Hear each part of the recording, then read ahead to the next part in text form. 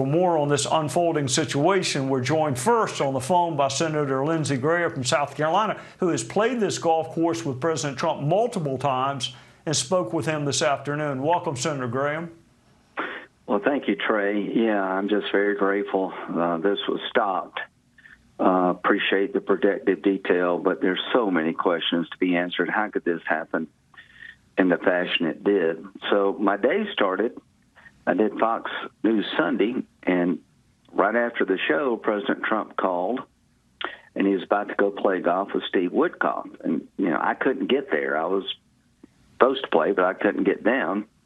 And he said, we talked a little bit about politics. And I said, well, just forget about all that. Go enjoy yourself. Have a good round of golf. So later on, not a couple hours later, whenever it was, he called me.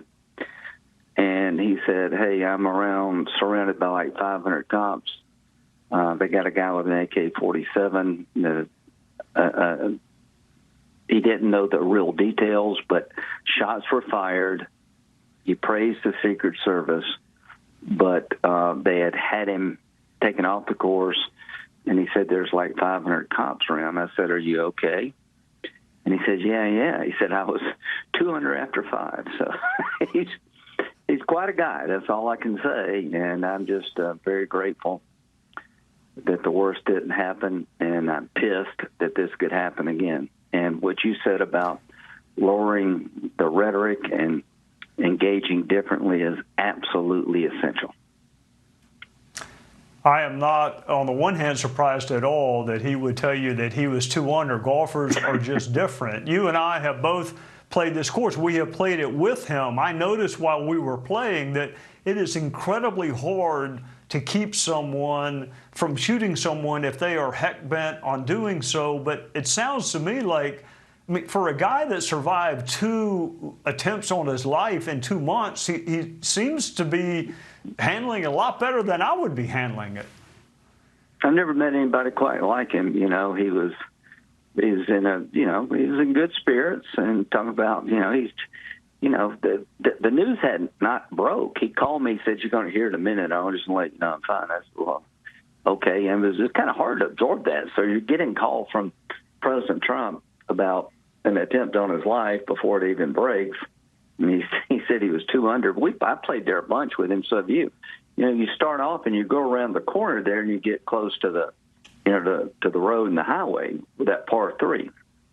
And, as you go around the first 5 or 6 holes, you get away from the glove house and you get closer, to the road and highways.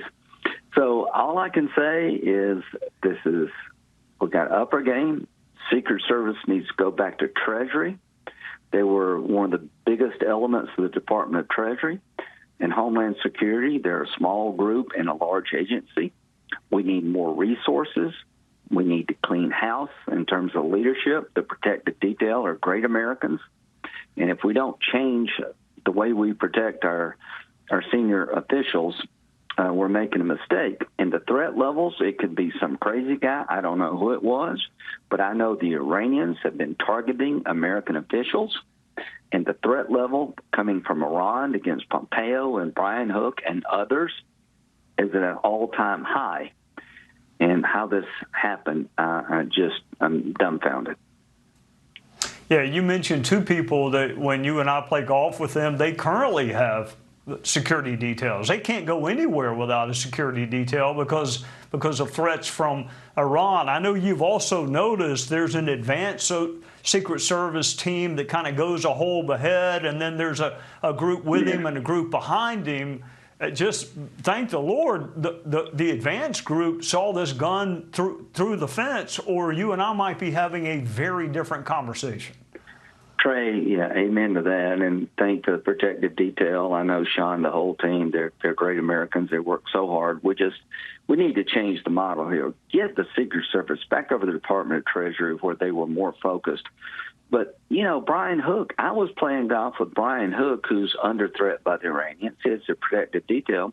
I was playing golf with him Saturday when President Trump got shot the first time. we're out on the course, and it was one of the agents who told me and Brian they just tried to shoot President Trump. We were scheduled to play that next day, Sunday, in Bedminster. This is just beyond unnerving. Steve Witkoff was there as I was talking to President Trump.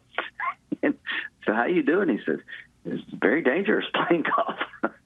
So, these guys were, showing strong resolve. That there's nothing funny about it, but the amazing thing about President Trump, he was, he just in good spirits, and he's not going to be deterred. He's going to keep pushing. And I just hope we all can learn from this and calm down the rhetoric. Iran's the enemy. We're not the enemy of each other. We have different political views, but we just got to turn down the rhetoric when it comes to President Trump. Well, I know President Trump liked you personally. I know that you play a lot of golf with him. And I am not at all surprised that he would talk to you on the phone shortly after yet another attempt or almost attempt on his life. And I'm not surprised, golfer to golfer, that he would tell you he was 2 under through 5 holes, because that's the way golfers think. But thank you for joining us, especially on such short notice on such a serious topic. Thank you, Trey. God bless. You too. And now to